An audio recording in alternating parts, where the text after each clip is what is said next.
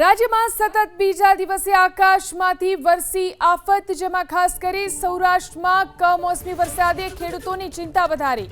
ગઈકાલ બાદ આજે વહેલી સવારે ફરી દ્વારકામાં માવઠાએ ધડબડાટી બોલાવી।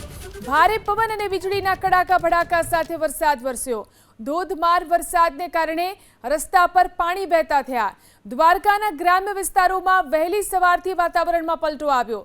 ભાટિયામાં ધોધમાર વરસાદને કારણે ખેડૂતો ચિંતામાં મુકાયા। ગઈકાલે પણ ઓખા, દ્વારકા, કલ્યાણપુર, ખંભાળિયામાં કમોસમી વરસાદ ખાબક્યો હતો। ભર ઉનાળે ખાબકેલા વરસાદે ખેડૂતોની દશા ખરાબ કરી છે। ગઈકાલે જામનગરના લાલપુરમાં પણ કરા સાથે વરસાદ વરસ્યો હતો।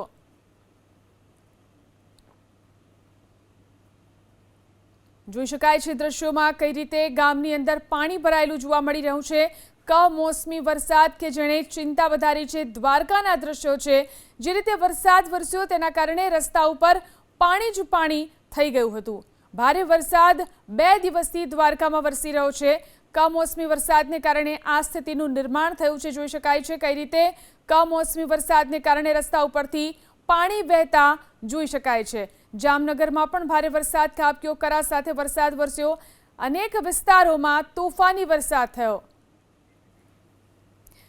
તો આ તરફ ગીર સોમનાથમાં પણ બરબાદીનો વરસાદ વરસ્યો। વહેલી સવારે વેરાવળ શહેર અને ગ્રામ્ય વિસ્તારોમાં ભારે પવન અને વીજળીના કડાકા ભડાકા સાથે ધોધમાર વરસાદ વરસ્યો।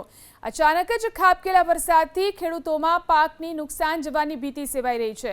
અરબી સમુદ્રમાં સર્જાયેલા ભેજવાળા પવનોને કારણે સૌરાષ્ટ્રના દરિયાકાંઠાના વિસ્તારોમાં હજુ પણ છૂટોછવાયો વરસાદ વરસી શકે છે। આ સમયગાળા દરમિયાન પવનની ગતિ વધુ રહેવાની શક્યતા હોવાથી માછીમારો અને દરિયાકાંઠા વિસ્તારના લોકોને સાવચેત રહેવાની સૂચના આપી દેવામાં આવી છે।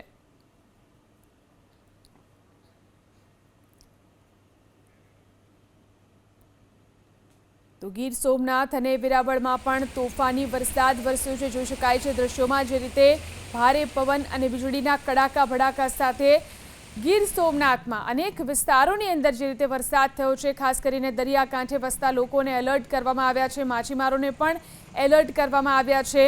આજે પણ વહેલી સવારે વેરાવળ શહેર અને ગ્રામ્ય વિસ્તારોમાં ભારે પવન અને વીજળીના કડાકા ભડાકા સાથે વરસાદ વરસ્યો। તો સૌરાષ્ટ્રમાં દ્વારકા, ગીર સોમનાથ બાદ પોરબંદરમાં પણ વાતાવરણમાં પલટો આવ્યો। પોરબંદર શહેર અને ગ્રામ્ય વિસ્તારોમાં સવારથી વાદળછાયું વાતાવરણ જોવા મળ્યું। તો પોરબંદરના કેટલાક વિસ્તારોમાં પણ છૂટોછવાયો વરસાદ વરસ્યો છે। સૌરાષ્ટ્રના દ્વારકા, ગીર સોમનાથ બાદ પોરબંદરમાં પણ વાતાવરણમાં પલટો। સવારથી જ વાદળછાયું વાતાવરણ પોરબંદર શહેર અને ગ્રામ્ય વિસ્તારોમાં સવારથી જ આ પ્રકારે વાદળછાયું વાતાવરણ છે। આ ઉપરાંત પોરબંદરના કેટલાક વિસ્તારોમાં છૂટોછવાયો વરસાદ પણ વરસી રહ્યો છે। તો આ તરફ કચ્છમાં પણ સતત બીજા દિવસે નુકસાનીનો વરસાદ વરસ્યો। પશ્ચિમ કચ્છના અબડાસાના ગ્રામ્ય વિસ્તારોમાં મોડી રાત્રે ભારે પવન અને ગાજવીજ સાથે વરસાદ પડ્યો। નલિયા, નરેડી, ખરાઈ સહિતના વિસ્તારોમાં વીજળીના કડાકા ભડાકા સાથે વરસાદ વરસતા ખેડૂતો ચિંતામાં મુકાયા। માવઠાને કારણે અબડાસામાં માર્ગો ઉપર પાણી વહેતા થયા। હવામાન વિભાગ મુજબ 2 સાયક્લોનિક સર્ક્યુલેશન અને વેસ્ટર્ન ડિસ્ટર્બન્સને કારણે રાજ્યમાં આગામી 2 દિવસ કમોસમી વરસાદ સાથે 30 થી 40 કિલોમીટર પ્રતિ કલાકની ઝડપે પવન ફૂંકાવાની આગાહી છે।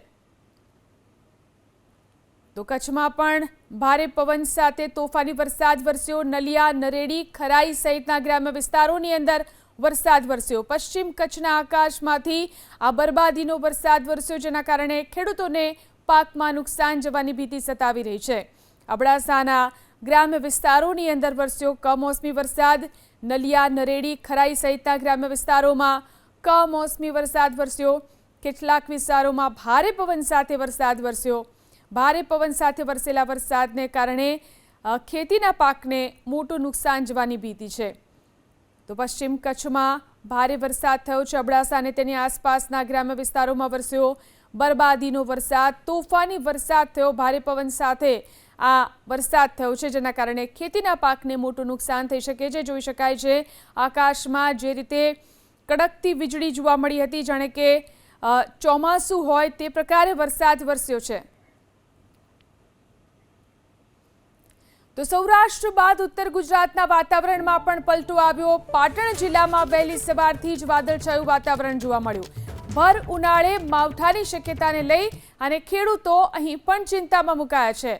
તો સૌરાષ્ટ્ર બાદ ઉત્તર ગુજરાતમાં પણ વાતાવરણમાં પલટો। અનેક વિસ્તારોમાં ખાસ કરી પાટણ જિલ્લામાં વહેલી સવારથી વાદળછાયું વાતાવરણ છે। આકાશમાં કાળા ડિબાંગ વાદળો જોવા મળી રહ્યા છે।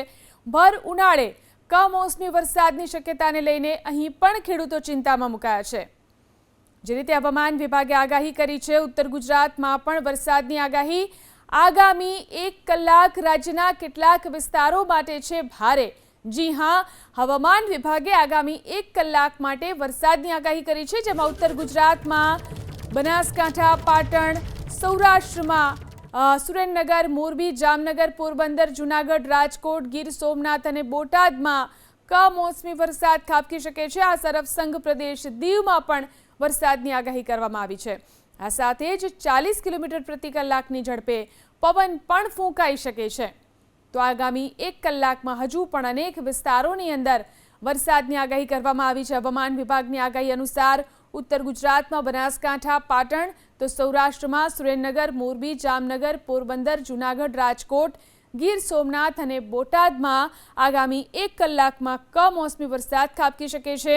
આ તરફ સંઘ પ્રદેશ દીવમાં પણ વરસાદની આગાહી આપવામાં આવી છે। 40 કિલોમીટર પ્રતિ કલાકની ઝડપે પવન ફૂંકાવાની પણ આગાહી આપવામાં આવી છે।